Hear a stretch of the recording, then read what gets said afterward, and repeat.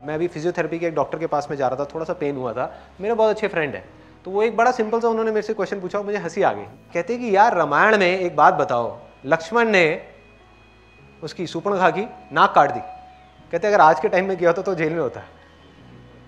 अपनी जगह बिल्कुल ठीक है कि उसने किया तो गलत ही, और फिर कह रहे हैं कि रावण की गलती है। रावण ने क्या गलती करी? सीता को हाथ तक नहीं लगाया, तो रावण कहाँ गलत है?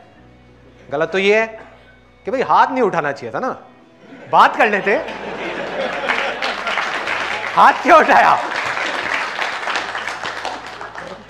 ऐसे ही आप रामायण में जाओ, महाभारत में जाओ, यहां जाओ, वहां जाओ, जहां भी जाओगे आपको कॉन्फ्लिक्ट्स नजर आएंगे, बहुत तरीके के कॉन्फ्लिक्ट्स नजर आएंगे कि एक तरफ ये कहा जा रहा है, दूसरी तरफ ये कहा जा रहा है।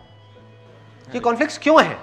क्योंकि ये कहानियां हैं, ये कहानियां हैं, और इन कहानियों में हम मतलब ढूंढने की कोशिश कर रहे हैं, लेकिन हम मतलब ढूंढने की कोशिश कर रहे हैं उसको लिटरली देख करके।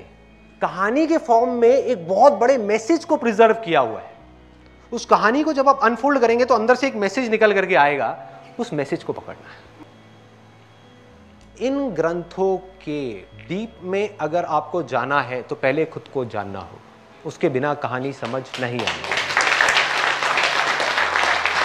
एक एक बात जो रामायण में है, जो महाभारत में है, या बाइबल में है, या कुरान में है, वो सच है। देखने का नजरिया अलग अलग है।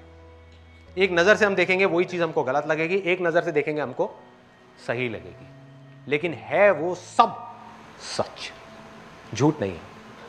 किस स्तर पे है वो जब आप अंदर जाओगे धीरे धीरे समझ आएगा कि राम है क्या, हनुमान क्या है, उसको वायुपुत्र क्यों बोला गया है, मेडिटेशन में ब्रेथ का इतना बड़ा रोल क्यों बताया गया है। जब ब्रेथ लंका में जाती है, ये लंका क्या यही तो नहीं है कहीं शरीर जो सोने की लंका है, सीता जो है वो कहीं हमारी कुंडलिनी शक्ति तो नहीं है जो रिसाइड कर रही है। और जब हनुमान लंका में पहुंचता है तो लंका में आग क्यों लगती है? जब ब्रेथ हमारी पूरी बॉडी को जलाती है तो तप क्यों बोलते हैं उसको? ये क्यों बोलते हैं कि शरीर को तपाना पड़ेगा, और तपाने से क्या होता है, ये शरीर कहां जाता है? बाण यहीं क्यों लगना चाहिए रावण के, कहीं और क्यों नहीं? यहां पर ऐसा क्या है, इस चक्र में ऐसा क्या है? कहीं ये अग्नि का चक्र तो नहीं है? कहीं अग्नि से रूप तो उत्पन्न नहीं होता? कहीं हमारा सारा रूप इसकी वजह से तो नहीं है? अगर यहां बाण लगा तो क्या होगा? राम नाम में ज्यादा ताकत है या राम में ज्यादा ताकत है? रामायण में अगर आप ध्यान से देखोगे एक बड़ा मजेदार इंसिडेंट है, उससे आपकी पूरी रामायण ढह जाएगी पानी की तरह। वो क्या है? लोगों ने भगवान बना दिया राम को, जबकि उस पूरी रामायण में भगवान कुछ और है। भगवान राम का नाम है, ना कि वो इंसान है जिसकी बात की जा रही है। Getting my point?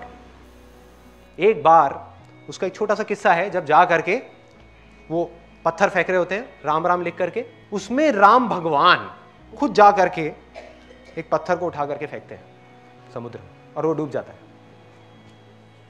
क्या मतलब है? राम नाम